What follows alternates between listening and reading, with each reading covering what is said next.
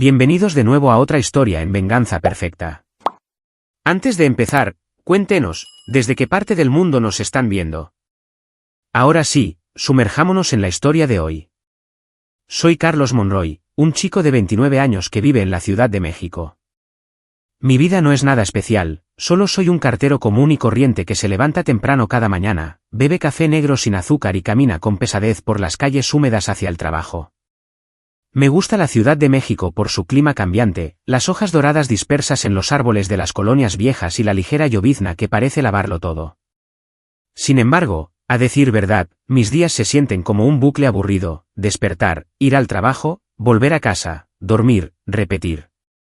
Sin novia, sin amigos cercanos, solo la ocasional llamada telefónica de mi mamá desde satélite.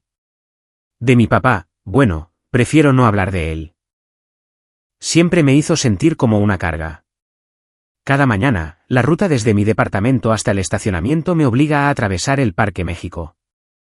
Es un tranquilo trozo de verde en medio de la ciudad, caminos pavimentados, un pequeño estanque, unos cuantos bancos desgastados por el clima. Siempre reduzco la velocidad cuando paso por aquí. Quizás porque es el único momento del día en el que realmente me siento vivo en lugar de solo existir. El aire de la mañana en la Condesa siempre huele a tierra húmeda y hojas en descomposición, mezclado con el canto de los gorriones en las ramas. Camino despacio, respirando profundamente, tratando de olvidar la pila de facturas y la presión del trabajo. El estacionamiento está al otro lado del parque, donde dejo la vieja furgoneta postal. Me toma unos 10 minutos cruzar, pero me gusta que sea así. Me ayuda a prepararme para otro largo día empujando correo de puerta en puerta. Y entonces, a la distancia, lo veo de nuevo. Ese niño, Mateo Soto, de 12 años, un niño en situación de calle cuyo nombre aprendí de unas pocas conversaciones dispersas. Está acurrucado en el mismo viejo banco bajo el enorme y antiguo árbol, su tronco masivo protegiéndolo del viento de la mañana como un anciano protector. Verlo allí se ha vuelto tan familiar que si alguna vez no estuviera una mañana, realmente me preocuparía. Mateo lleva una sudadera hecha jirones con las mangas rotas y tenis cuyas suelas están completamente desgastadas. Se sienta acurrucado, con los brazos envueltos fuertemente alrededor de sus rodillas, el cabello castaño desordenado cubriendo la mitad de su rostro delgado.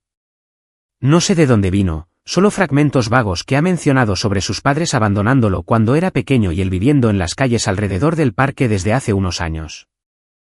La Ciudad de México tiene muchas personas sin hogar, pero Mateo es diferente. No es del tipo travieso o problemático. Es simplemente lamentable.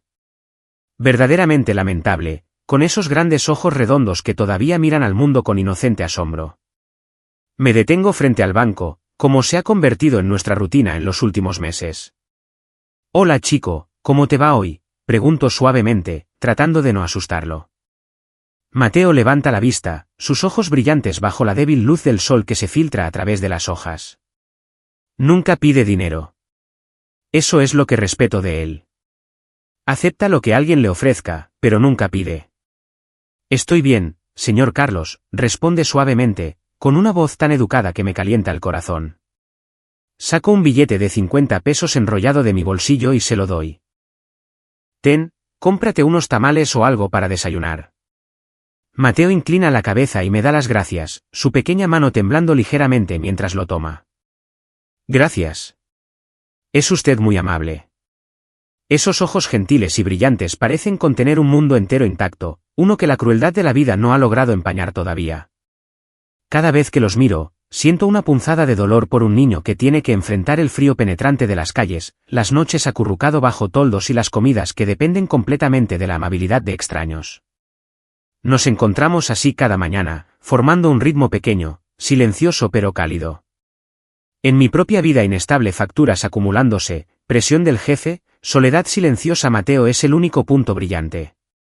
Me recuerda a mí mismo cuando era niño, cuando las cosas eran más simples. No hablamos mucho, solo unas pocas preguntas. ¿Hace frío hoy? ¿Estás lo suficientemente abrigado? ¿O has comido?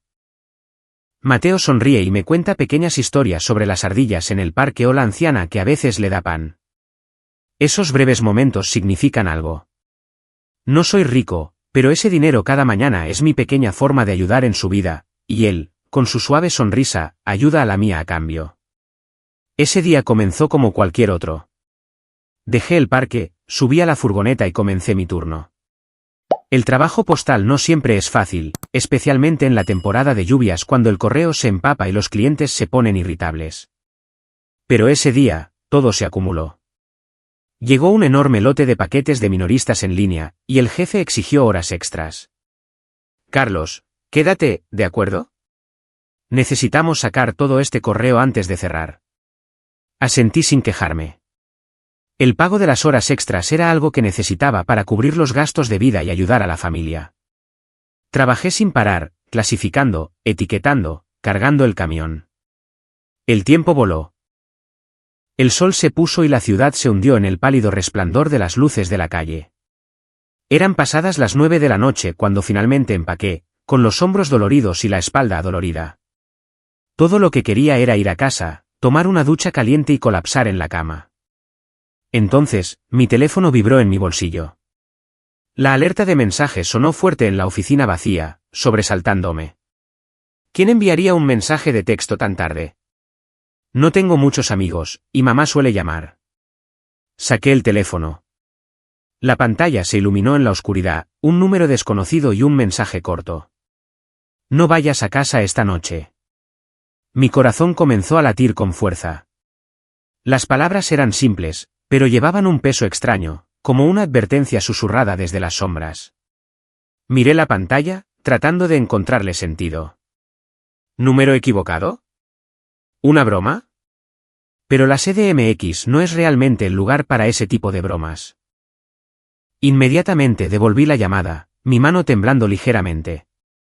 Sonó un par de veces, luego una voz pequeña y familiar respondió. La voz que reconocí instantáneamente como la de Mateo. Mateo, ¿eres tú?, pregunté, mi voz más aguda de lo habitual. ¿Cómo tenías mi número? Entonces recordé.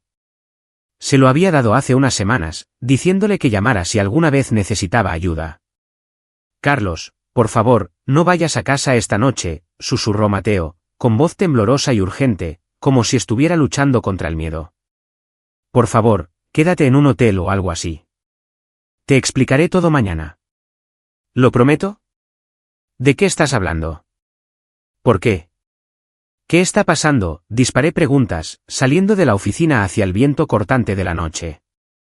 La oficina de correos está en las afueras, todo alrededor estaba en silencio sepulcral, excepto por el aullido del viento. No puedo decirlo ahora, pero tienes que confiar en mí. No vayas a casa. Es peligroso. Su voz se quebró. Sonaba al borde de las lágrimas. Podía escuchar el viento silbando a través del teléfono. Probablemente estaba afuera, acurrucado en algún lugar del parque. Me quedé en silencio por un momento, mi mente dando vueltas. Mateo no era el tipo de niño que hacía bromas. El niño que conocía era honesto y sincero. Nunca había mentido, ni una sola vez. Ese mensaje tenía un peso real. Un mal presentimiento hizo que mi piel se erizara y se me pusieran los pelos de punta. ¿Alguien me estaba vigilando, o solo estaba imaginando cosas? Mi vida es tan ordinaria. Es aburrida. ¿Quién querría hacerme daño? Pero la voz de Mateo era demasiado real para ignorarla. Está bien, chico. Me quedaré en un hotel. Nos vemos en el parque mañana, dije, forzando mi voz a mantener la calma. Sí. Gracias por confiar en mí, susurró Mateo, y luego colgó. Me quedé en el estacionamiento oscuro, con el corazón acelerado. La decisión parecía ridícula registrarse en un hotel por un mensaje de texto de un niño de la calle, pero mi instinto gritaba que escuchara. Subí al auto, conduje hacia mi colonia y elegí el motel más barato que pude encontrar, un lugar viejo con un letrero de neón parpadeante. Habitación sencilla, una noche, le dije al empleado somnoliento. La habitación olía a humedad, pero no me importó. Me acosté en la cama, mirando el techo, con la mente en caos. ¿Qué había visto Mateo? ¿Por qué estaba tan asustado? No tenía idea de que esta decisión, esta elección aparentemente irracional e impulsada por el miedo, acababa de salvarme la vida. Esa noche, Mientras daba vueltas en una habitación de motel, algo terrible estaba sucediendo en mi departamento, y todo estaba a punto de cambiar para siempre. A la mañana siguiente, me desperté en la estrecha habitación del motel, con la cabeza todavía zumbando como si la noche no hubiera sido más que un caos inquieto. La débil luz del sol se colaba a través de las cortinas delgadas, cayendo sobre el suelo polvoriento y desgastado. Me quedé allí un rato, tratando de ordenar mis pensamientos. El sueño había sido intermitente en el mejor de los casos, sueños fragmentados de Mateo acurrucado en el parque, mezclados con ese extraño mensaje de texto repitiéndose sin fin en mi mente. No vayas a casa esta noche. Esas palabras flotaban como una advertencia de otro mundo. ¿Estabas siendo paranoico? Mateo era solo un niño sin hogar de 12 años. ¿Cómo podría saber algo sobre mi vida? Pero el temblor en su voz por teléfono era demasiado real para descartarlo. Me senté, frotándome las sienes, sintiéndome agotado después del turno de horas extras y una noche de insomnio. El reloj en la mesita de noche marcaba las 7 de la mañana. Más temprano de lo habitual, pero no podía quedarme en la cama por más tiempo. Por costumbre, tomé el control remoto de la televisión, esperando que las noticias de la mañana pudieran ayudar a despejar mi cabeza. La pantalla parpadeó encendiéndose, la voz del presentador llenando la habitación. Clima típico de la ciudad, frío con llovizna ligera. Luego, titulares locales. Estaba a punto de levantarme y hacer café con la máquina barata en la esquina cuando la imagen en la pantalla me congeló en mi lugar. Un incendio furioso llenaba la pantalla. Llamas de color naranja brillante devorando un edificio de departamentos al amparo de la noche. La cámara recorrió los escombros ennegrecidos, humo espeso elevándose hacia el cielo. El presentador mencionó un incendio en el área de la Condesa. Y luego la dirección exacta del lugar donde había vivido durante los últimos 3 años. Mi corazón se detuvo. Un gran incendio se desató en el 247 de la calle Olmo, Colonia Condesa, alrededor de la medianoche. Los informes preliminares sugieren que una fuga de gas fue la causa. Afortunadamente, no hubo víctimas. No pude escuchar el resto. Mi corazón se desplomó en un vacío helado, el frío extendiéndose desde mi pecho por todo mi cuerpo. De ninguna manera. Ese era mi hogar. Mi hogar. Agarré mi chamarra de la silla, ni siquiera me molesté en ponerme los zapatos, y salí corriendo de la habitación. La puerta se cerró de golpe detrás de mí mientras corría escaleras abajo y por el pasillo oscuro. Mi pulso tronaba en mis oídos, la respiración salía en jadeos irregulares. Afuera, el viento frío de la ciudad azotaba mi cara, pero todo lo que sentía era miedo puro surgiendo con cada paso. Corrí descalzo por calles familiares, las plantas de los pies golpeando el pavimento mojado, la mente en caos. Si hubiera ido a casa anoche, ¿estaría muerto ahora? ¿Qué sabía Mateo? ¿Por qué me advirtió? Las preguntas giraban salvajemente, empujándome a correr más rápido, como si pudiera dejar atrás la pesadilla. La Condesa suele ser tranquila por las mañanas, hojas doradas en los árboles, el olor a pan fresco de la panadería cercana. Pero hoy, todo era diferente.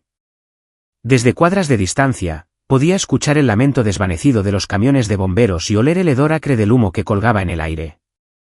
Cuando llegué, toda la zona estaba acordonada con cinta amarilla brillante, oficiales de policía haciendo guardia en cada esquina. Me detuve, jadeando por aire, y entonces lo vi. Mi pequeño departamento, el único lugar que había llamado hogar durante 3 años, ahora era solo un montón de cenizas ennegrecidas. Paredes colapsadas, marcos de ventanas carbonizados hasta convertirse en carbón, el techo un desastre dentado de escombros. El humo aún se elevaba perezosamente, y los charcos de las mangueras de bomberos se acumulaban en el suelo. Me quedé congelado, con los pies clavados en el sitio. Un dolor agudo se retorció en mi pecho como si alguien estuviera apretando mi corazón. Todo por lo que había trabajado el viejo sofá que compré en un mercado, las fotos familiares en la pared, mi cuaderno de trabajo, incluso la cafetera barata había desaparecido, reducido a una ruina irreconocible. Había vertido años de sudor para hacer de ese lugar un refugio de mi vida solitaria. Y ahora, todo borrado en una sola noche. Las lágrimas picaban en mis ojos, pero las contuve. Una mano suave tocó mi hombro. Me giré y vi a doña Graciela, mi amable vecina anciana, la que siempre charlaba conmigo cuando le entregaba su correo.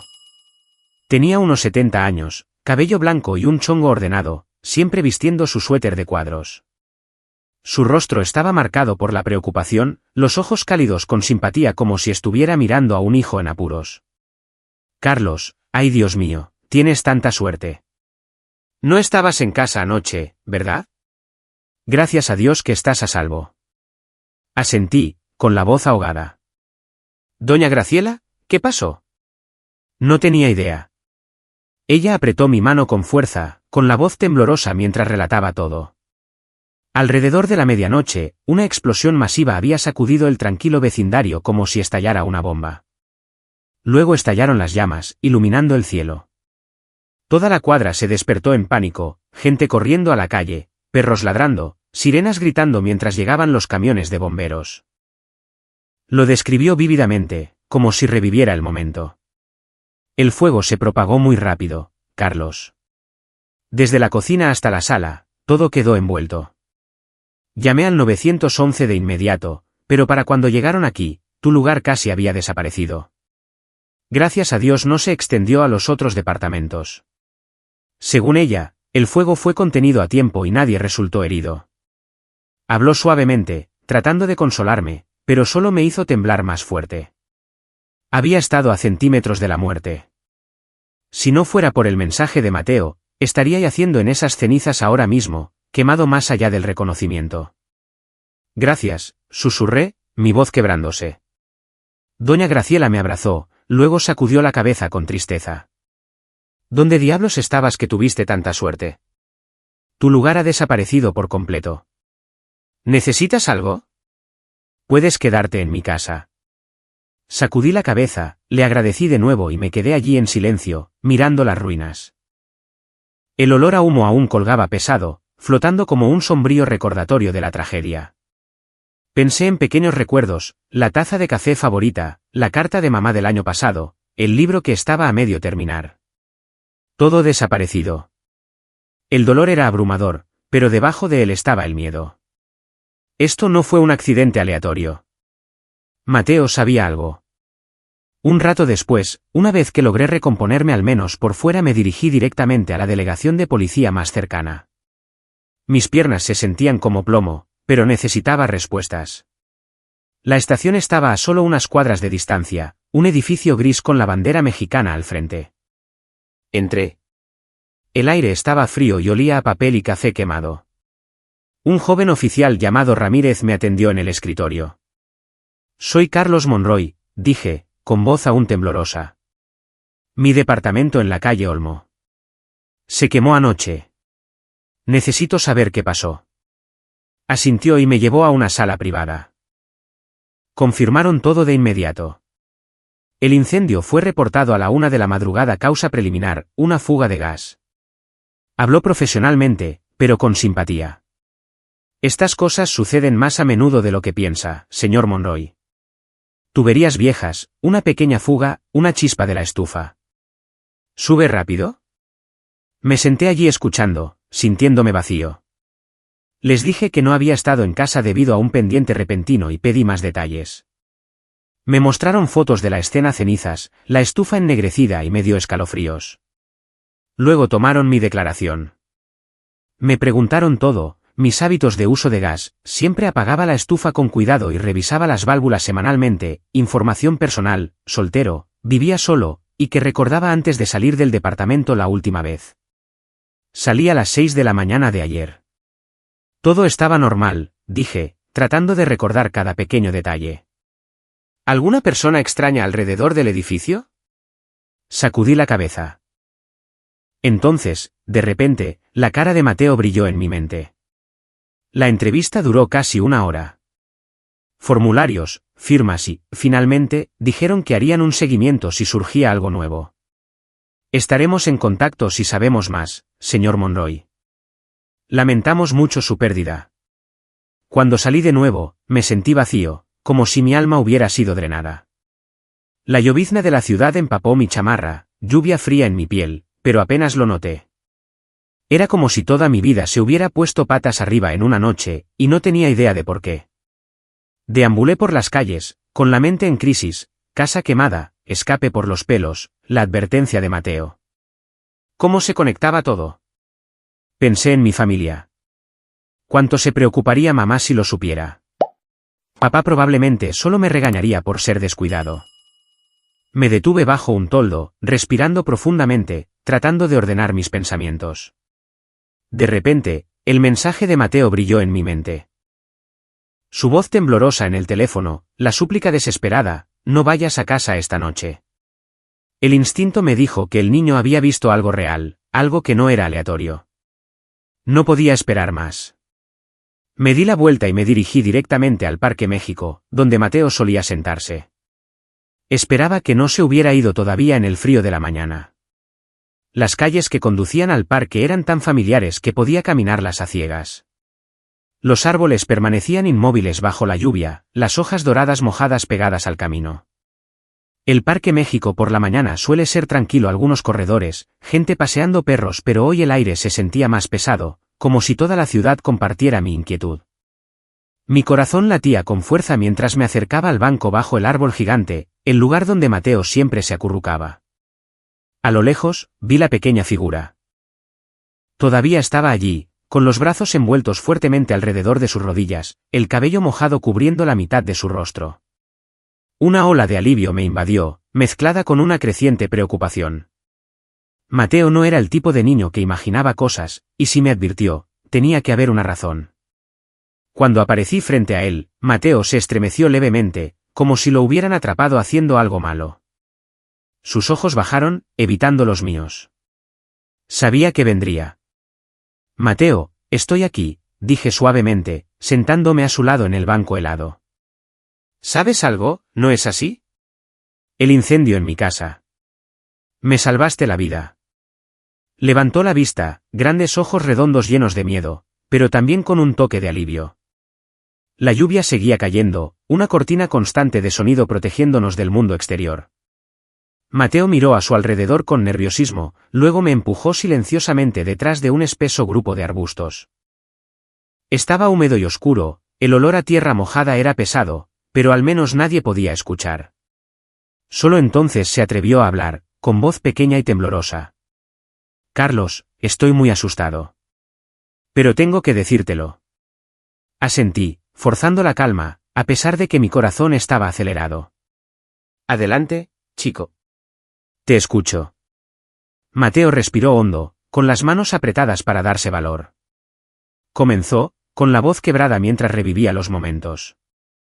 Durante los últimos días, he estado viendo a un hombre extraño merodeando por tu edificio.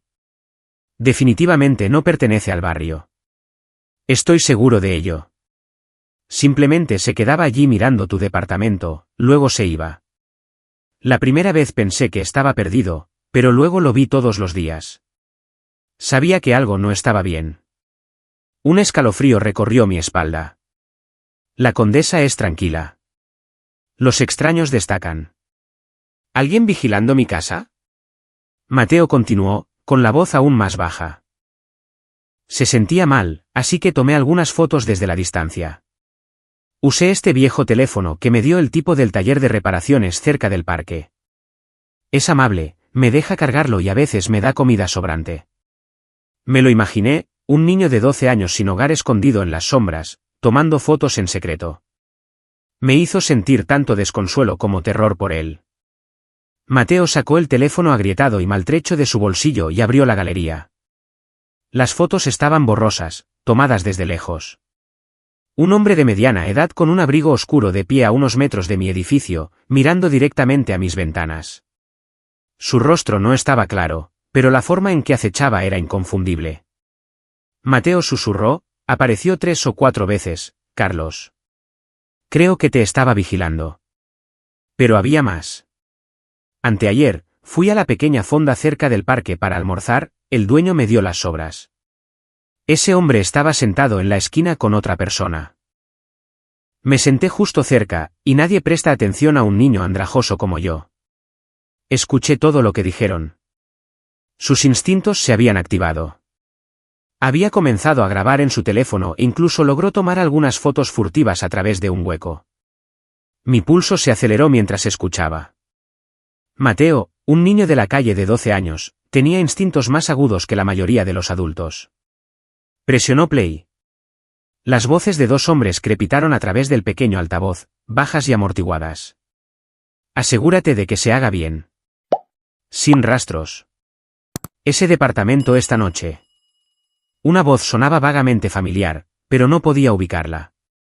Mateo tomó un respiro tembloroso, con la voz temblando más fuerte. La noche del incendio, estaba acurrucado bajo un toldo a unas casas de la tuya. Estaba helando, no podía dormir. Entonces vi a un hombre, completamente cubierto de pies a cabeza, llevando una lata como una lata de gasolina escabulléndose hacia tu edificio. Estaba completamente oscuro, las luces de la calle parpadeaban, así que no pude ver la cara con claridad, pero la complexión y la forma en que se movía coincidían con el hombre que había estado merodeando durante días. Su voz se quebró de miedo. No sabía exactamente qué estaba pasando, pero mi instinto me dijo que era malo. Me asusté tanto que te envié ese mensaje de texto de inmediato. El hielo corrió por mis venas. Esto no fue una fuga de gas como dijo la policía. Esto fue un incendio provocado deliberadamente, y yo era el objetivo. Alguien me quería muerto. La lluvia afuera se hizo más fuerte como si tratara de ahogarlo todo. Déjame ver todas las fotos en tu teléfono, dije, con voz ronca. Mateo me lo entregó. Mis manos temblaban mientras me desplazaba. Fotos del acechador, la grabación amortiguada con su clara intención. Y luego, en una de las tomas de la fonda, el hombre sentado con el extraño no era un extraño en absoluto. Era mi hermano, Luis Monroy. Su rostro era inconfundible. Cabello desordenado, esa familiar media sonrisa. Una ola de asfixia se estrelló sobre mí como si alguien me hubiera apretado la garganta con una mano.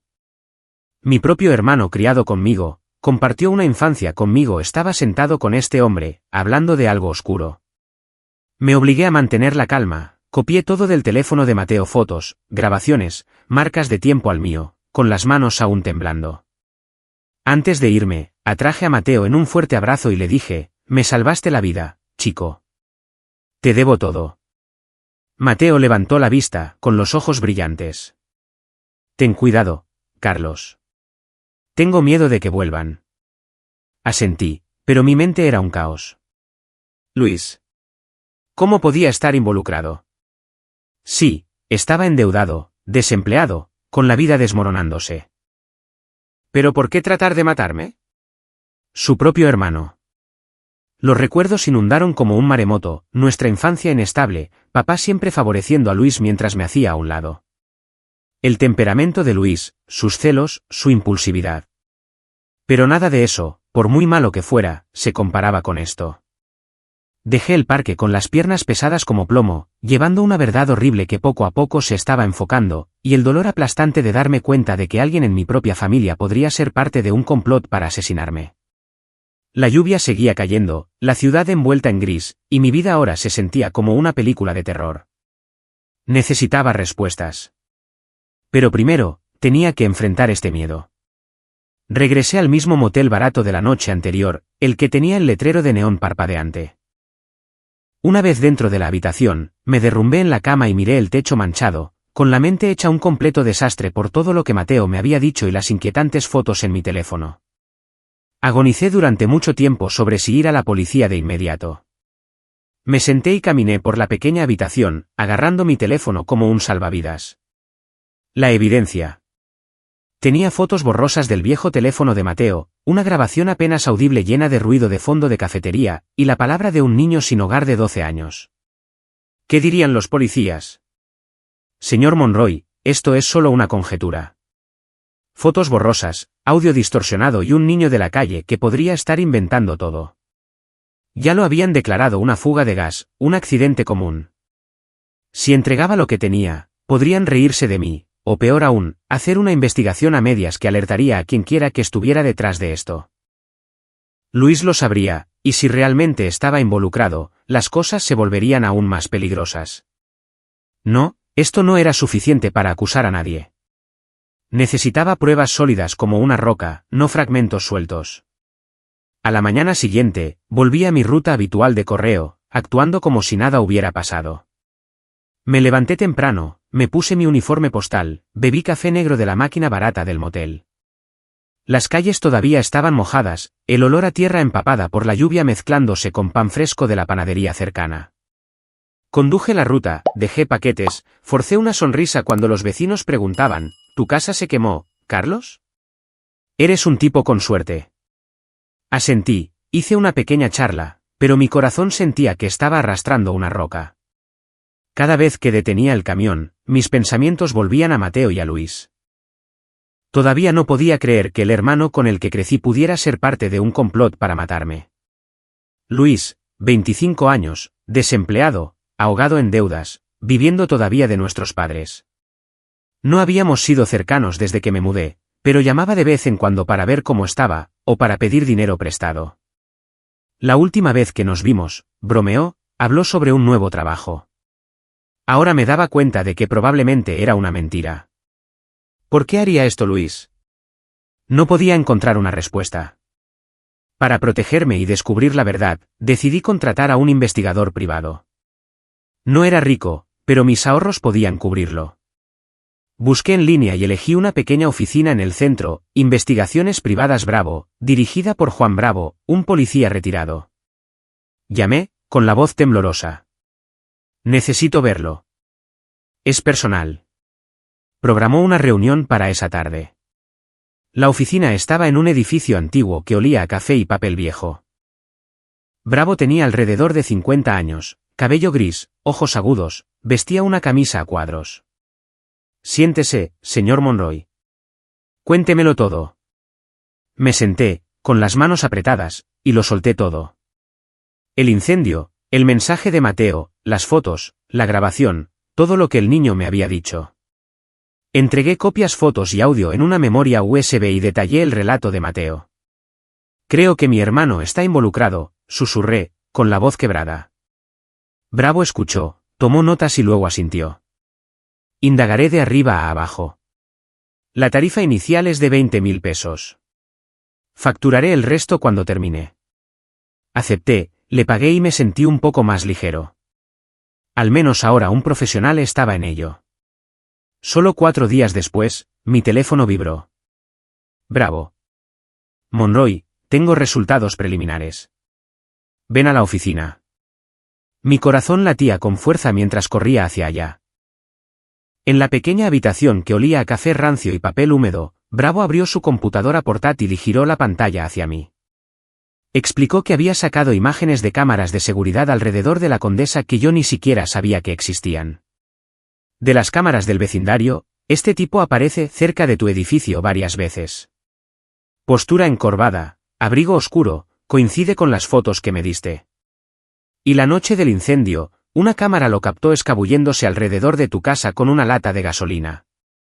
Miré la pantalla, el hielo corría por mis venas, una figura oscura moviéndose, vertiendo líquido y luego desapareciendo justo antes de que estallaran las llamas. Bravo continuó, ese es el mismo tipo que estaba con tu hermano en la fonda. Se llama Víctor Cano. Condenas previas por destrucción de propiedad, cumplió condena por incendio provocado por encargo. Tragué saliva, con la voz ronca. ¿Y Luis? Bravo cambió a otro vídeo. Imágenes encubiertas de un café a unos pocos kilómetros fuera de la ciudad. Seguí a Luis usando la dirección que me diste. Ayer se reunió con Víctor Cano en persona. El vídeo era cristalino. Luis en un rincón oscuro, con la cara tensa, deslizando un sobre grueso sobre la mesa. Obviamente dinero en efectivo. Su voz llegó a través de un micrófono oculto. Toma esto y vete lo más lejos posible de la Ciudad de México. Sin más contacto. Cano asintió, metió el sobre en su bolsillo y se fue. Al escuchar el informe, sentí que me aplastaban el corazón, como si alguien estuviera sentado en mi pecho. Sabía que Luis estaba involucrado, pero nunca esperé que fuera tan directo, tan descarado. Contrató a Cano para quemar mi casa, luego le pagó para que desapareciera. El vídeo era innegable, pero aún no podía entender por qué Luis me querría muerto. ¿Dinero? ¿Celos? ¿O algo más profundo de nuestra infancia estropeada? Bravo puso una mano en mi hombro. ¿Quieres que lleve esto a la policía ahora? Esta evidencia es sólida. Sacudí la cabeza. Necesitaba tiempo para pensar. Luego salí de la oficina, con la mente más caótica que nunca. La lluvia afuera seguía cayendo, pero ahora se sentían como lágrimas por la confianza que había perdido para siempre. Los días siguientes fueron un puro infierno. Volví al motel, pero ni una sola noche trajo sueño real. No podía concentrarme en nada. La ruta del correo se convirtió en una carga. Empujaba el carrito, entregaba paquetes, pero mis manos temblaban y mis ojos miraban constantemente alrededor con miedo. Cada figura desconocida en la calle me hacía estremecer, imaginando a Kano acechando con una lata de gasolina. Apenas comía, tacos o tortas frías de puestos de carretera que apenas podía tragar. Mi vida se había convertido en un bucle de pesadilla, despertarme con miedo, trabajar en pánico y noches llenas de preguntas que no tenían respuestas. ¿Por qué, Luis? Éramos hermanos. Incluso si no éramos cercanos, seguíamos siendo sangre. Después de tantas noches de insomnio, supe que no podía guardar este secreto solo por más tiempo. Cargarlo yo solo me mataría lentamente. Necesitaba compartirlo. Necesitaba a alguien en quien pudiera confiar para apoyarme. Y la única persona que quedaba en mi mente era mamá, Penélope Monroy. Ella había sido mi roca toda mi vida, la única persona que nunca me había dado la espalda. Tenía 58 años, era veterinaria en Satélite, siempre cálida y paciente. La llamé, tratando de mantener mi voz firme. Mamá, necesito verte. Hay algo importante que tengo que decirte. Sonaba preocupada pero amable como siempre. Solo dije, mañana en el café cerca de tu clínica, ¿de acuerdo? Ella estuvo de acuerdo de inmediato. El pequeño café estaba en las afueras, un lugar tranquilo que olía a café recién molido y pan tostado. Era donde siempre nos reuníamos cuando surgía algo serio, cuando decidí irme de casa o cuando hablaba del trabajo.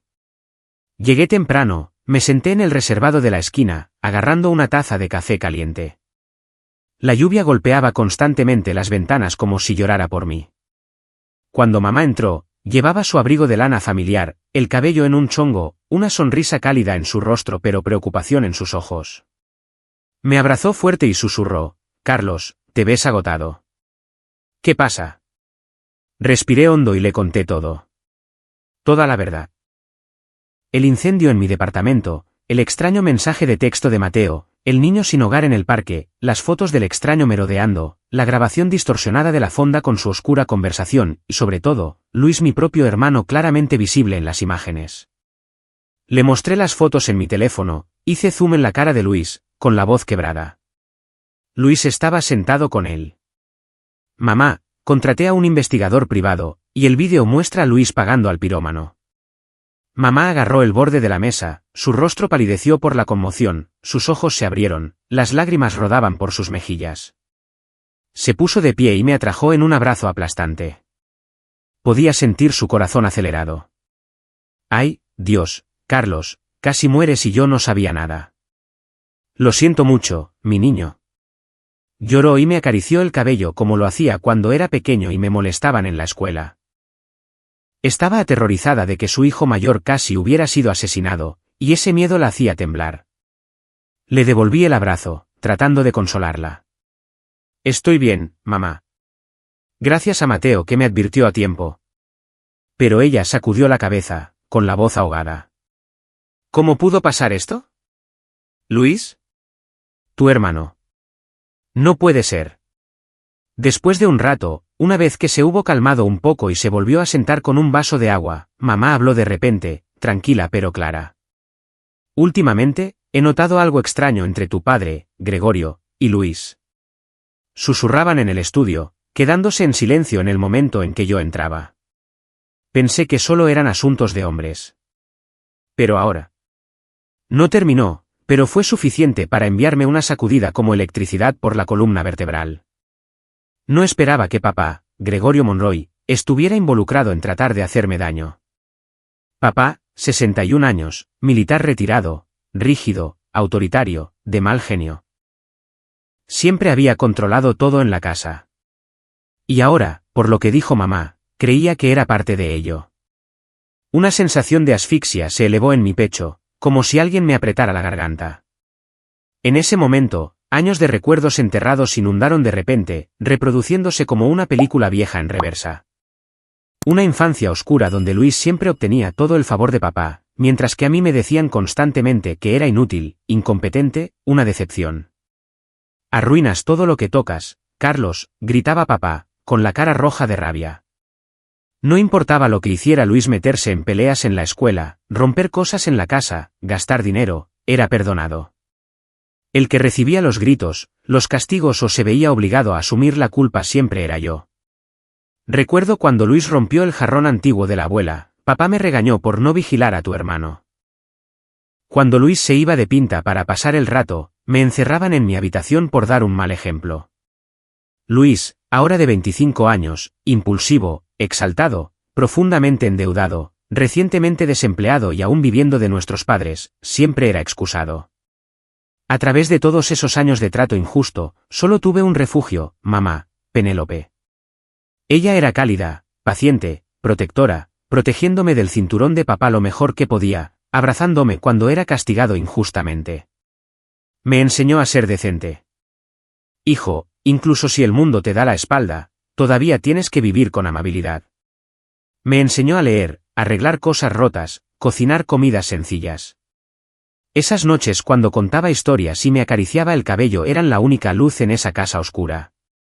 Cuando me fui de casa a los 18 años, pensé que había escapado de esa infancia embrujada. Me mudé a la ciudad, trabajé duro en la oficina de correos, viví de forma completamente independiente, pero el control de papá aún me seguía. Llamaba exigiendo que enviara dinero para ayudar a la familia. Los tiempos son difíciles. El hijo mayor tiene que dar un paso al frente. Obedecí, apretando los dientes, enviando los ahorros que podía, 4.000 pesos un mes, 6.000 el siguiente, incluso mientras luchaba con mis propias facturas y comía frugalmente. Pensé que el dinero era para mamá, para la casa. La dura verdad era mucho más fea. Papá se lo daba todo a Luis para que lo desperdiciara, bares, ropa cara, noches con amigos. Lo veía en las raras visitas a casa. Luis conduciendo un auto nuevo mientras la casa seguía deteriorada. Cada vez que preguntaba a dónde iba el dinero, Gregorio defendía inmediatamente a Luis y me gritaba por ser codo. Ese es tu deber como hermano mayor. No tienes derecho a hacer preguntas. Luis lo necesita, tú ayudas. Cuanto más lo pensaba, más amargo sabía. Había hecho todo para mantener la paz, para cumplir mi deber exactamente como papá exigía. Sin embargo, a sus ojos, seguía siendo solo una carga. Todos esos recuerdos me hicieron darme cuenta de que décadas de injusticia no solo habían creado distancia, podrían haber empujado a Luis por un camino mucho más oscuro de lo que jamás imaginé. Miré a mamá, con la voz temblorosa. Mamá, necesito tu ayuda. Vigila a Luis en casa. Vigila a papá. Averigua qué están escondiendo. ¿Hay alguien más detrás de esto? Mamá me miró, con los ojos llenos de lágrimas pero resuelta. A pesar de su miedo, asintió sin dudarlo. Lo haré, hijo. Te protegeré pase lo que pase. Solo yo, viviendo en la misma casa sin ser notada, puedo acercarme a la verdad. Me abrazó de nuevo, y esta vez sentí su fuerza. La fuerza feroz del amor de una madre. Salí del café sintiéndome un poco más ligero, pero el miedo aún pesaba mucho. La lluvia había cesado, la luz del sol se abría paso sobre la ciudad, pero dentro de mí, todo seguía oscuro. Mi vida ahora se sentía como una bomba de tiempo, y mamá era mi última esperanza. Unos días después, en una tarde débilmente soleada, mamá llamó y pidió reunirse en nuestro café habitual. Cuando llegué, ella ya estaba allí, con el rostro siendo una mezcla de agotamiento y tormento después de días de vigilancia silenciosa. Llevaba su viejo abrigo de lana, el cabello en un chongo con algunos mechones plateados escapando, ojeras marcadas como si no hubiera dormido. Carlos, mi niño, susurró y me abrazó con fuerza. Podía sentir su cuerpo temblando ligeramente, como si llevara una carga demasiado pesada de soportar. Mamá, ¿qué averiguaste?, pregunté, con voz ronca. Ella suspiró, agarrando su bolso, con la cara pálida bajo la tenue luz amarilla. Hice lo que me pediste. Vigilé a tu padre y a Luis, y descubrí algo horrible. Me senté frente a ella, con el corazón latiendo con fuerza, el aire en la habitación repentinamente más pesado. Mamá habló despacio, con voz baja pero clara, como si reviviera el momento.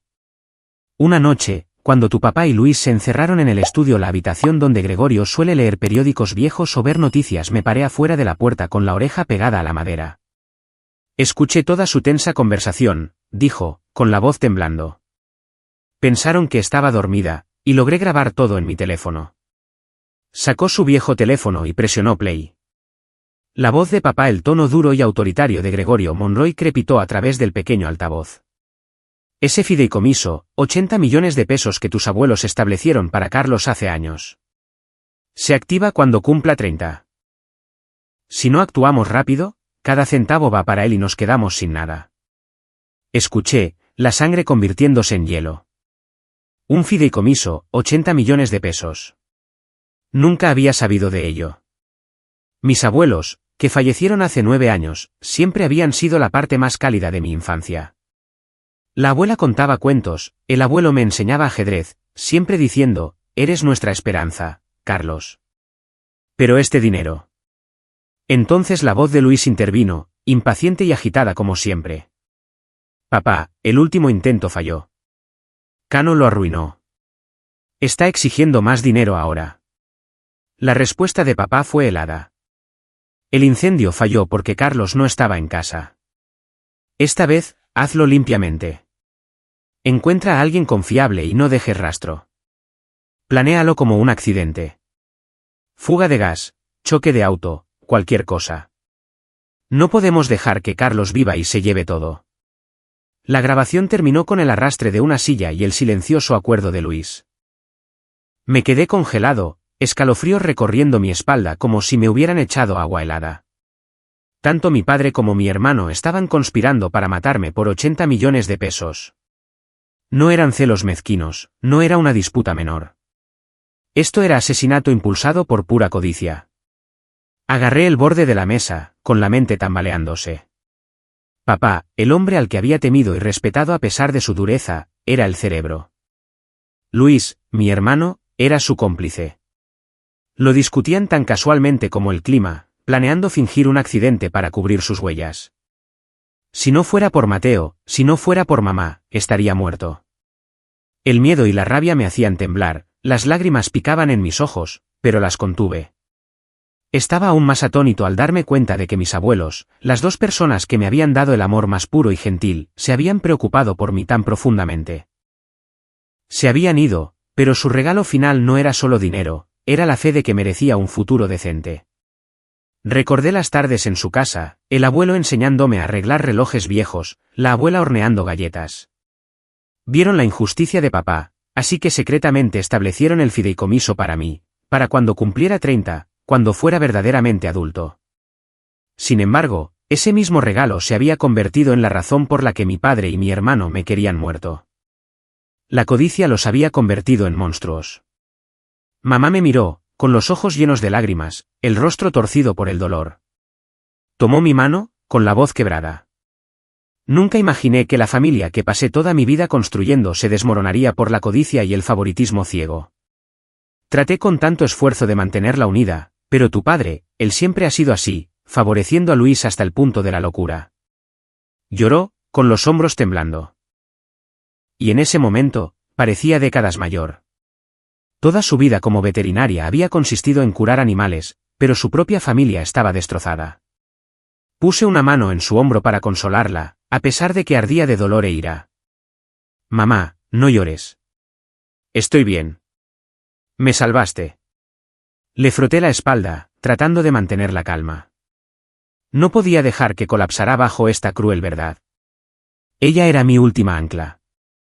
Si se rompía, lo perdería todo.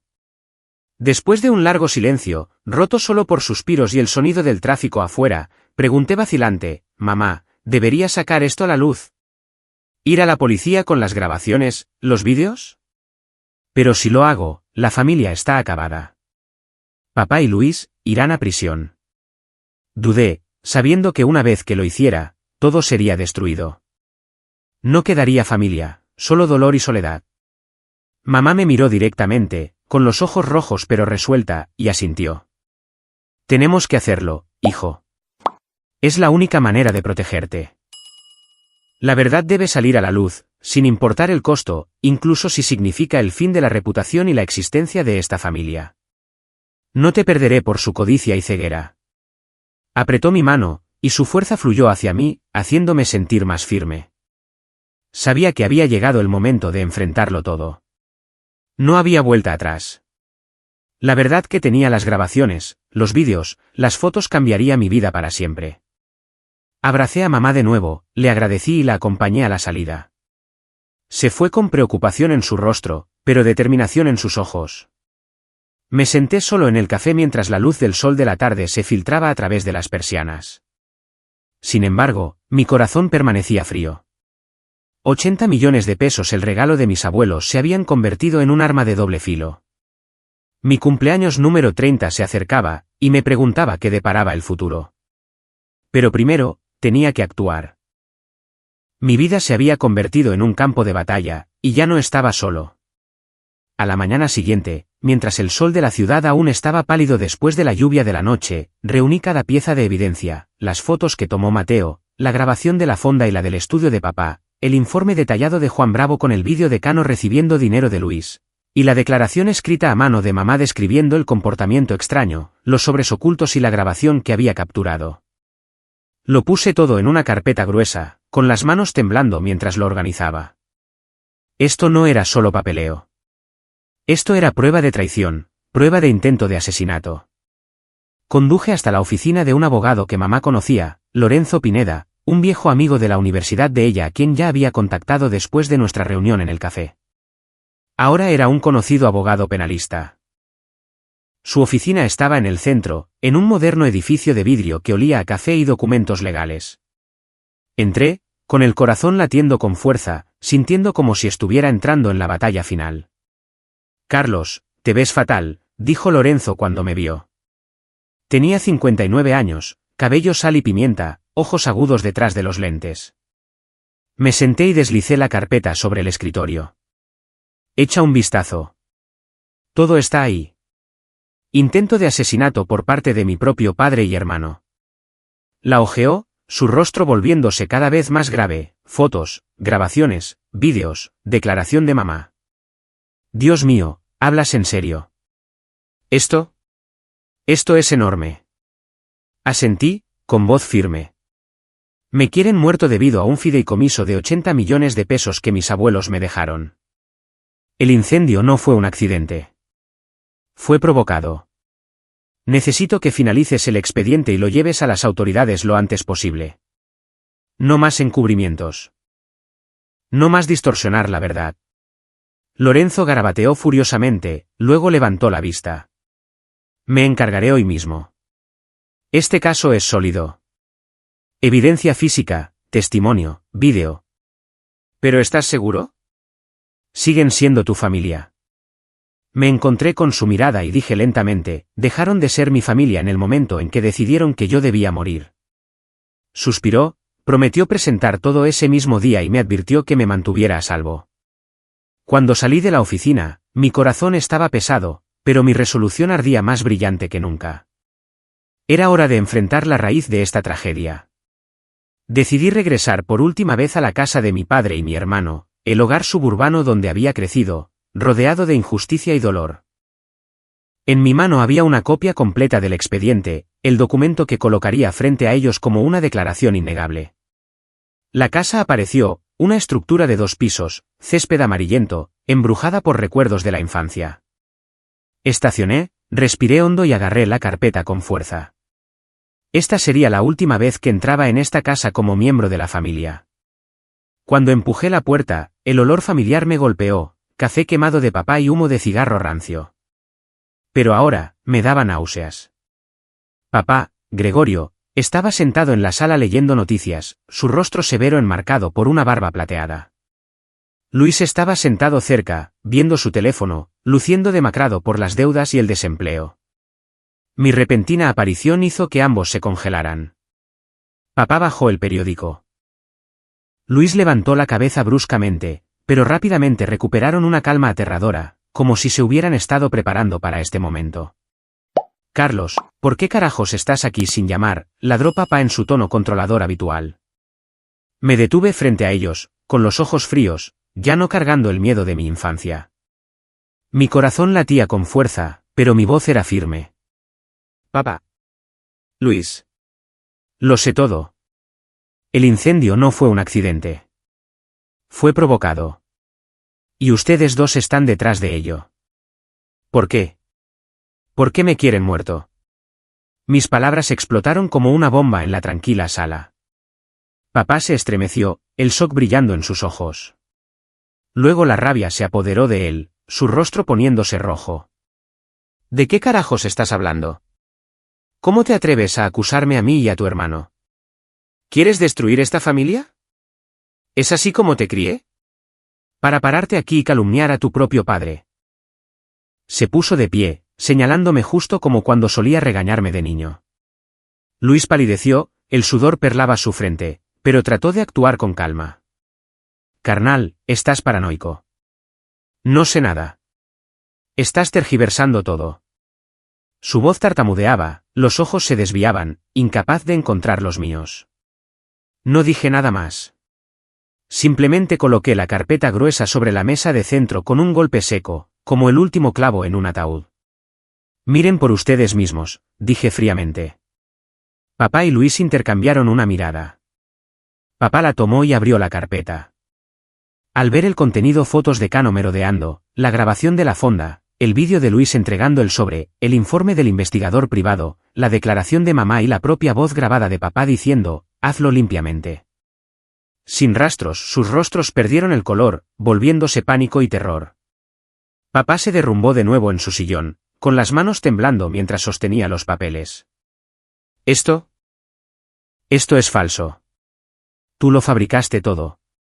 Luis se puso blanco como el papel, tartamudeando, no lo es. Es un malentendido. No creas estas cosas, Carlos, comenzó a despotricar papá desesperadamente, levantando la voz. Carlos, escúchanos. Todo es un malentendido. Cálmate, hijo. Nadie demanda a su propia familia. Somos sangre.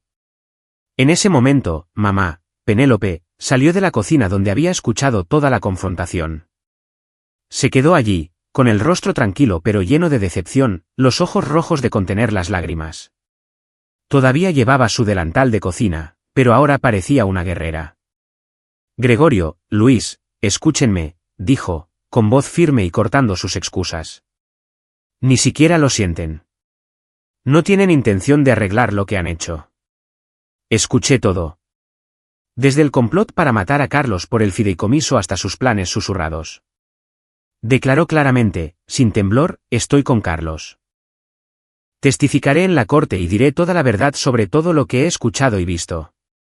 Los sobres, las conversaciones, todo. Papá rugió instantáneamente, con el rostro contorsionado por la furia, poniéndose de pie y señalándola. ¿Traidora? ¿Venderías a tu esposo e hijo? Estás destruyendo esta familia. Lárgate de mi casa ahora mismo. Su voz resonó como viejas órdenes militares, pero ahora sonaba débil y hueca. Luis se sentó en silencio, con la cabeza gacha, los hombros temblando. Sabía que se había acabado. Sin vuelta atrás. Simplemente se sentó allí, pálido, agarrando su teléfono, sin palabras. La sala era sofocante, café rancio mezclado con la respiración irregular de papá. Tomé la mano de mamá, apretándola para que pudiera sentir mi fuerza, y la saqué de esa casa podrida. Caminamos por la puerta, dejando atrás los gritos, la rabia, las acusaciones. Te arrepentirás de esto, bastardo malagradecido, gritó papá detrás de nosotros. Pero no miré atrás. El viento de la tarde era frío contra mi cara, pero mi corazón se sentía extrañamente ligero, como si finalmente me hubiera liberado de cadenas que me habían atado durante décadas. Mamá lloraba a mi lado, pero caminaba recta, sin voltearse nunca. Subimos al auto y nos alejamos de esa casa para siempre. En el camino de regreso a la ciudad, mamá susurró, mi niño, estoy contigo. Asentí, lágrimas rodando por mis mejillas. Gracias, mamá. Ahora pagarán por lo que hicieron. Los días posteriores a esa confrontación pasaron en un extraño limbo, como esperando que estallara una tormenta. Llevé a mamá al motel por el momento.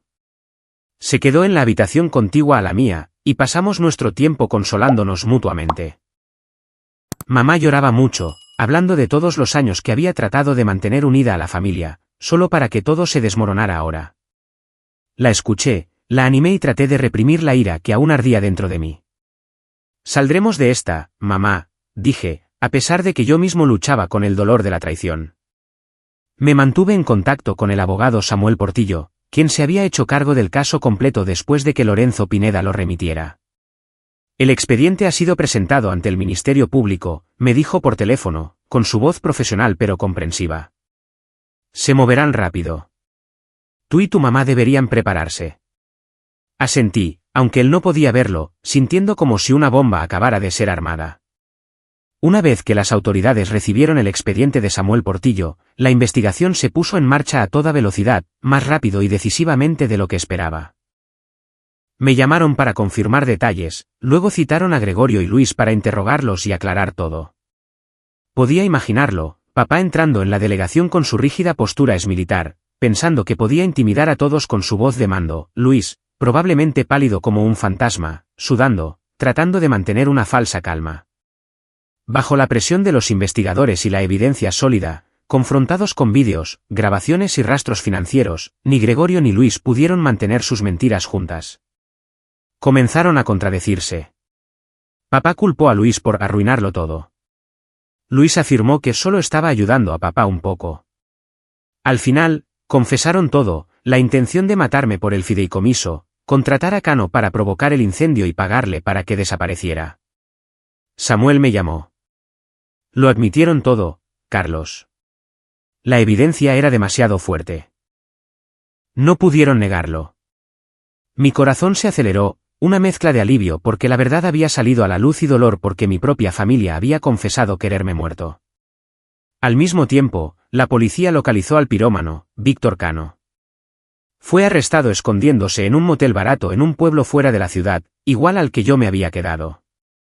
Encontraron el sobre de dinero en efectivo que Luis le había dado, y bajo presión, lo soltó todo, confirmando que Luis le pagó para incendiar mi departamento y hacer que pareciera una fuga de gas. Samuel me pasó la noticia, y me senté en silencio en la habitación del motel, agarrando el teléfono.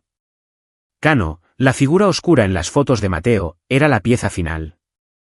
El caso era irrefutable, confesiones, vídeos, grabaciones, rastros financieros.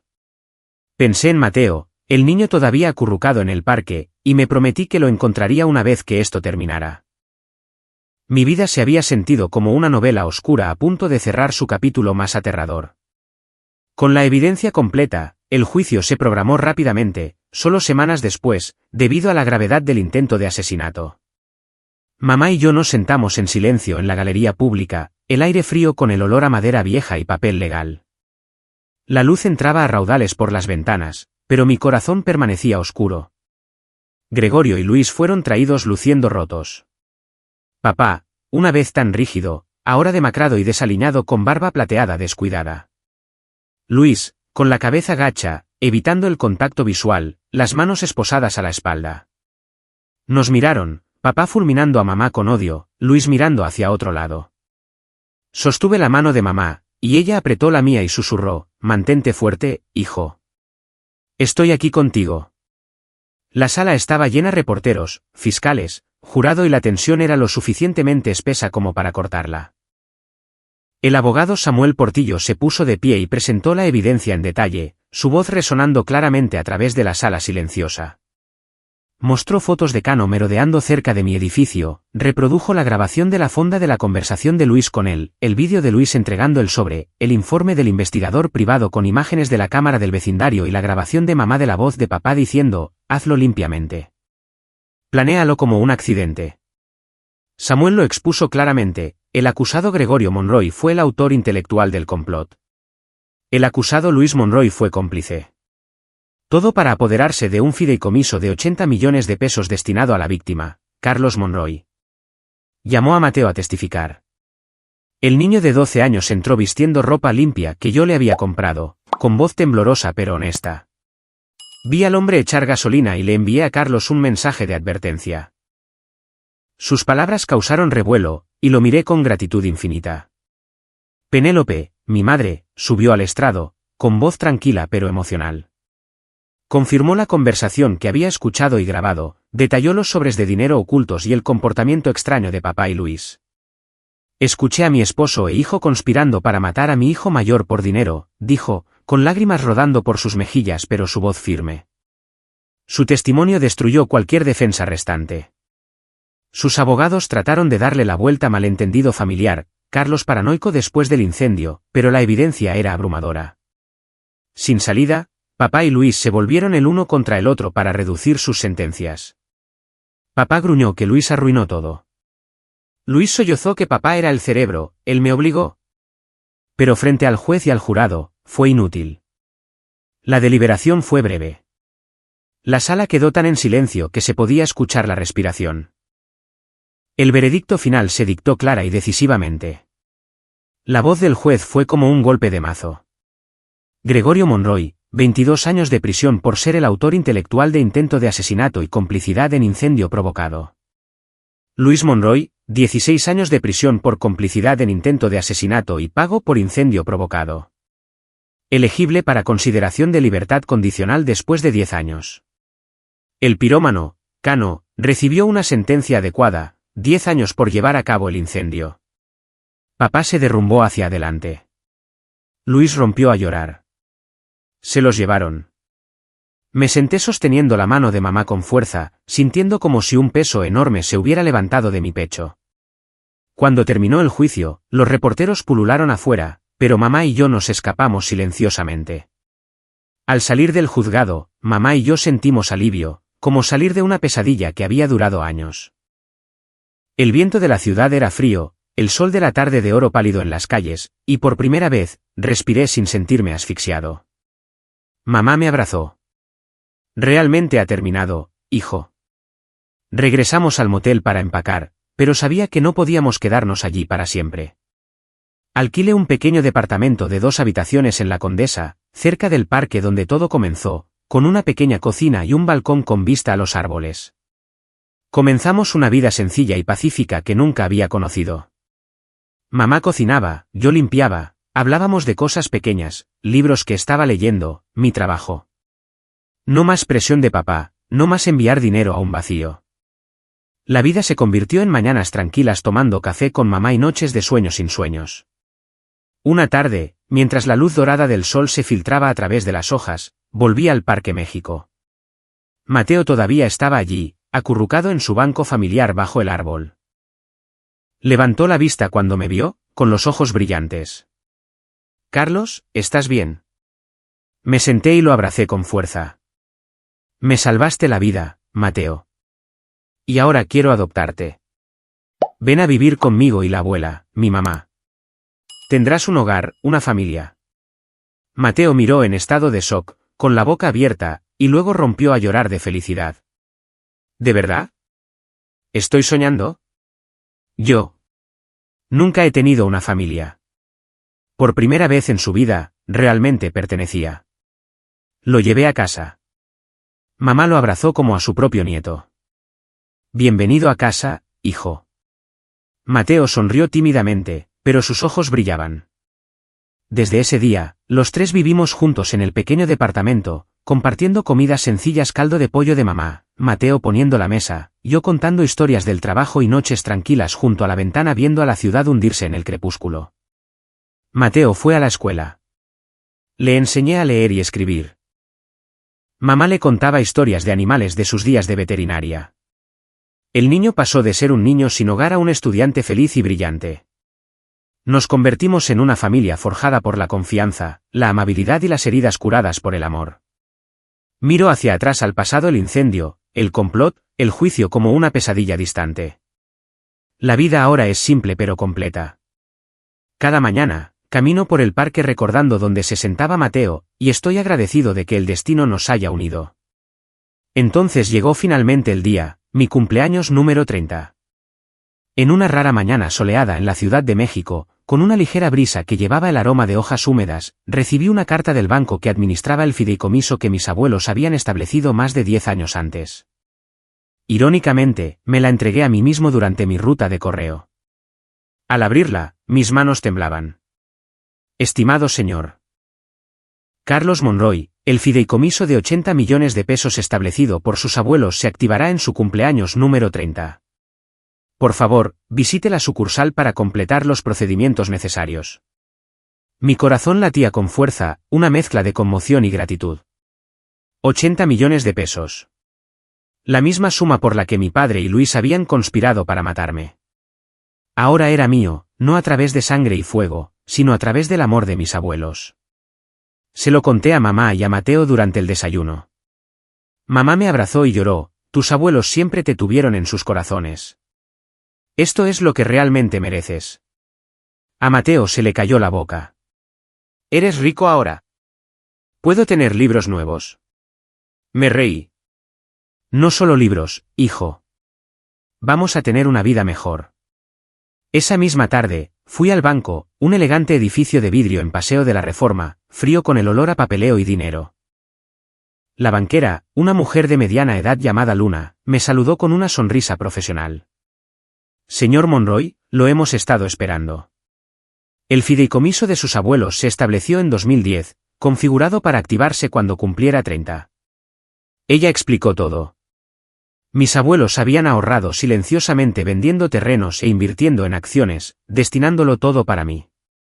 Me senté allí escuchando, con las lágrimas picando en mis ojos. Habían visto el favoritismo de papá hacia Luis, me vieron hecho a un lado, y secretamente hicieron esto por mí. Firmé los documentos con mano temblorosa y obtuve acceso oficial a los 80 millones de pesos. Luna me estrechó la mano. Felicidades. Este es un gran regalo. Salí del banco tambaleándome, sintiendo como si realmente hubiera comenzado un nuevo capítulo.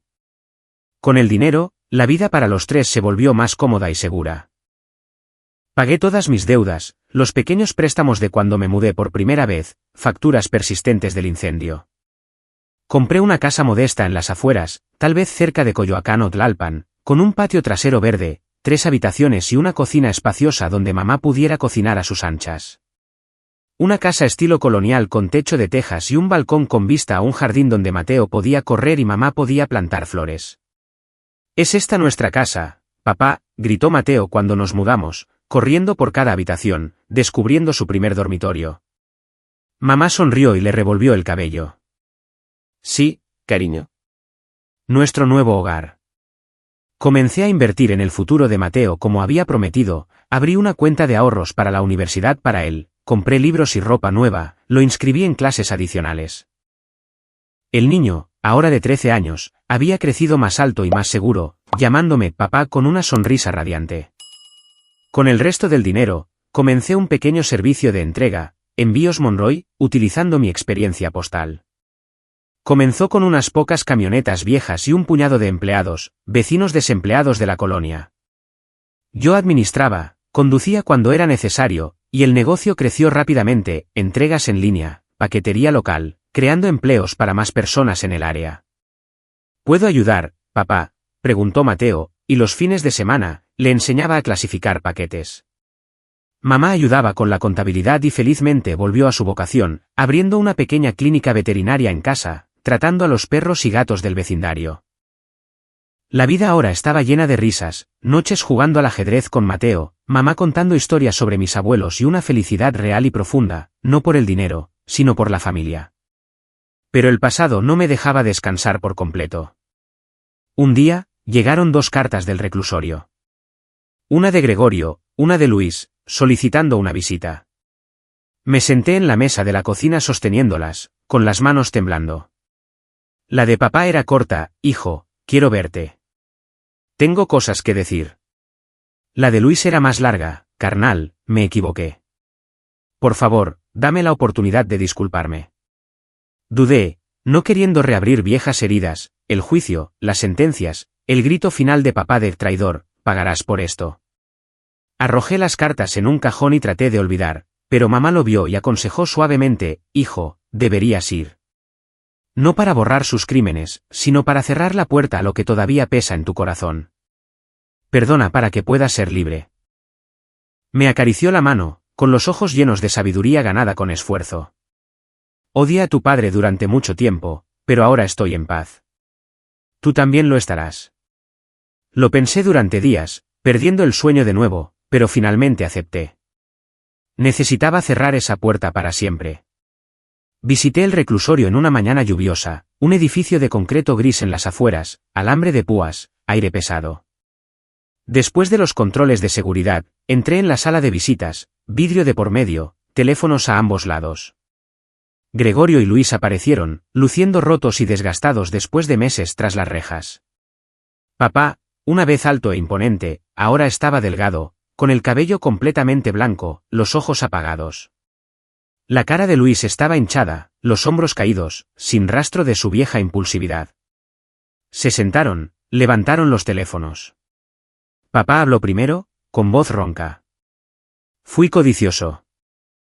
Favorecí a Luis ciegamente y dejé que el egoísmo me guiara. Lo siento, hijo. Luis inclinó la cabeza, las lágrimas cayendo.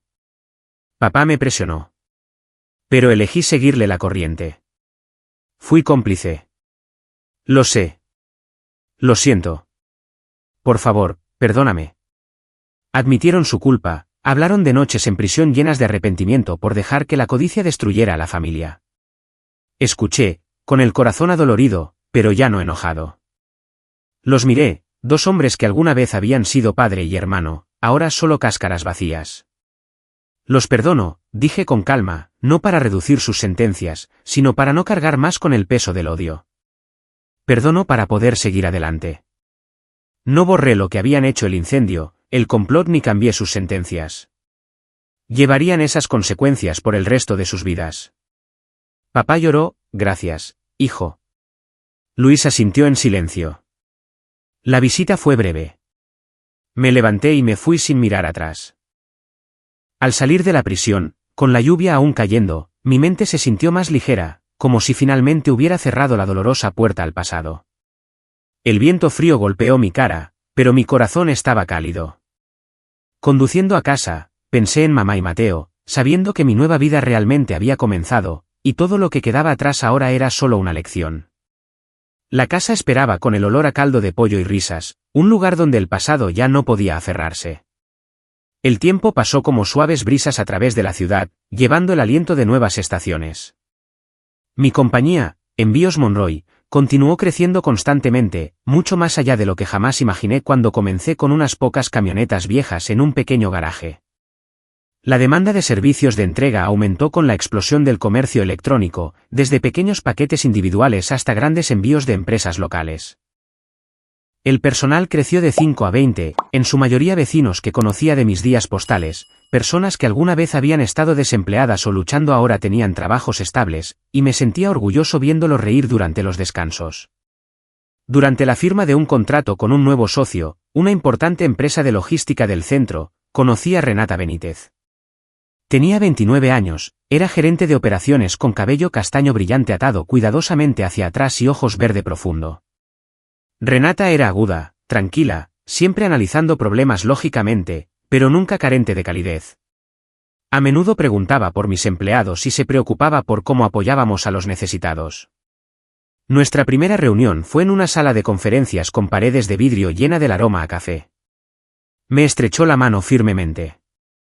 Señor Monroy, este contrato nos beneficiará a ambos. Me encanta cómo su empresa pone a la comunidad primero. Sonreí y le conté brevemente mi viaje de cartero a dueño de negocio. Ella escuchó, con los ojos reflejando comprensión. «Has pasado por mucho, ¿verdad?», preguntó suavemente. Y en ese momento, sentí una extraña conexión, como conocer a alguien que podía ver las cicatrices invisibles dentro de mí. Nuestras colaboraciones posteriores nos acercaron más.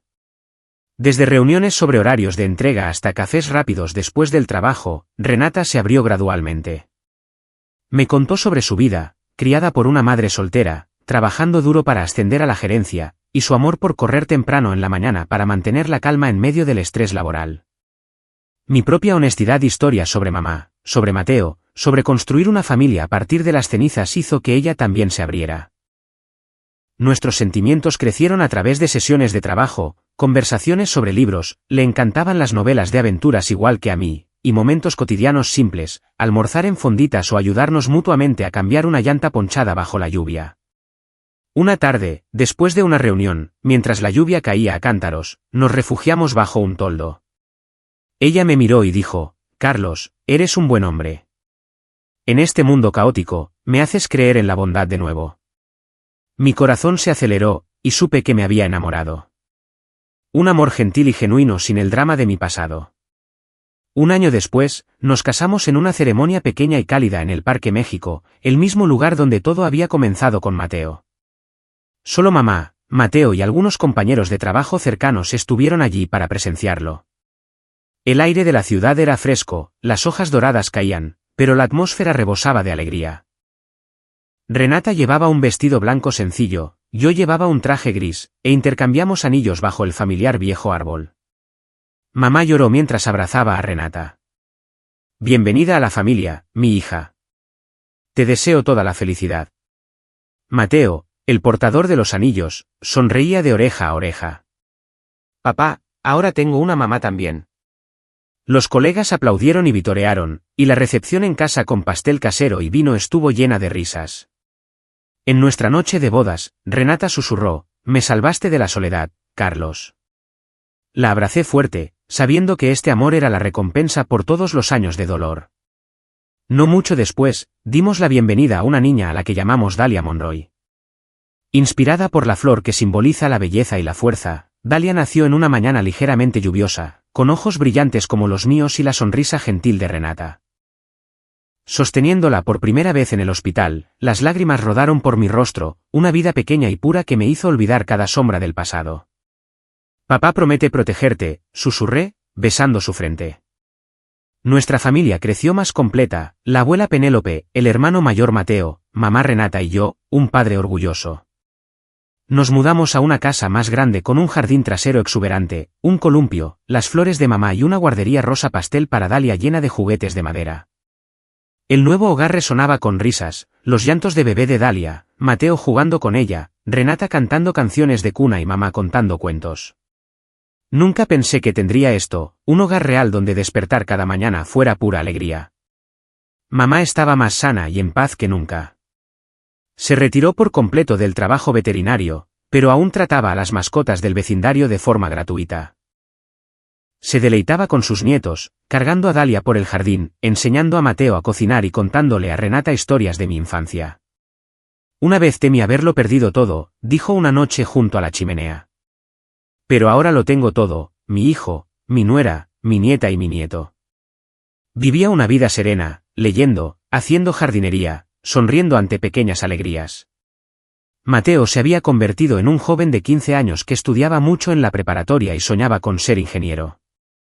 Siempre sacaba tiempo para Dalia, empujándola en el columpio, leyéndole, protegiéndola como un verdadero hermano mayor.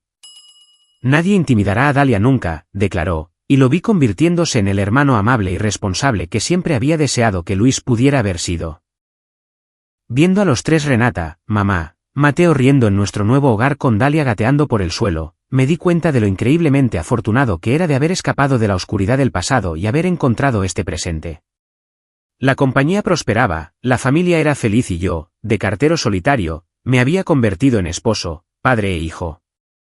Un día de principios de otoño, mientras las hojas doradas comenzaban a caer, visitamos las tumbas de mis abuelos en el cementerio de las afueras. El viento era fresco, las hojas cubrían los caminos, pero el cielo estaba inusualmente despejado, como una bendición desde arriba. Llevamos flores frescas, margaritas amarillas, las favoritas de la abuela, y nos paramos frente a su lápida. Pensé en todo lo que había pasado, una infancia injusta llena de regaños inmerecidos de papá, la noche en que escapé de la muerte gracias al mensaje de texto de Mateo, la traición cuando me enteré del complot por el fideicomiso y las manos que me sacaron del abismo, la protección de mamá, el rescate de Mateo, el amor de Renata. Sostuve la pequeña mano de Dalia, tenía 1 año ahora, balbuceando papá, y miré a Renata sosteniendo a Mateo, a mamá rezando en silencio. Estas personas habían construido mi nueva vida a partir de las cenizas. Crearon un hogar sólido. Agradecí silenciosamente a mis abuelos por su regalo final, no solo el dinero, sino la fe en la bondad y un futuro decente. Comprendí que el pasado, por cruel que fuera, me había enseñado a apreciar el presente y a convertirme en una mejor persona. Sin ese sufrimiento, no sabría cómo valorar esta felicidad, no estaría agradecido con Mateo por salvarme, no amaría a Renata tan profundamente, no le enseñaría a Dalia sobre la bondad. Me llevé un mensaje para mí mismo: la codicia puede destruir una familia, como lo hicieron papá y Luis, convirtiendo la sangre en enemigos, el amor en conspiración. Pero la bondad puede construir una familia mucho más hermosa, como lo hicieron Mateo, mamá, Renata y Dalia, forjando lazos inquebrantables a partir de piezas rotas. También dejé un mensaje para mi hija y para Mateo. Para cuando crezcan, vivan con amabilidad. Nunca dejen que el odio los guíe. Porque el odio ciega, como lo hizo con papá y Luis. Agradezcan a quienes los aman, incluso si alguna vez fueron extraños como Mateo. Y siempre elijan lo que es correcto, sin importar cuán difícil sea, como mamá eligió estar conmigo, incluso cuando le costó todo. Dalia, Mateo, susurré en las tumbas. Les enseñaré eso. Cuando salimos del cementerio, me sentí ligero como una nube. El pasado se quedó atrás mientras el futuro se extendía amplio, brillante y lleno de esperanza. Las hojas doradas caían alrededor de nuestros pasos, el viento de otoño trayendo nuevos comienzos. De vuelta en casa, Dalia se reía mientras Mateo la columpiaba. Renata me abrazó. Pareces más feliz de lo habitual hoy. Sonreí. Porque lo tengo todo. Mi vida, de la oscuridad a la luz, era ahora prueba del poder de la bondad. Y sabía que, sea lo que sea que depare el futuro, viviría con amabilidad, tal como me enseñaron mis abuelos. Siento una profunda gratitud por su compañía en esta travesía. Si se han sentido identificados con mi relato, les extiendo una cálida invitación a formar parte de esta comunidad suscribiéndose. Continúen siempre en la búsqueda de su propia luz. Nuestro reencuentro será muy pronto.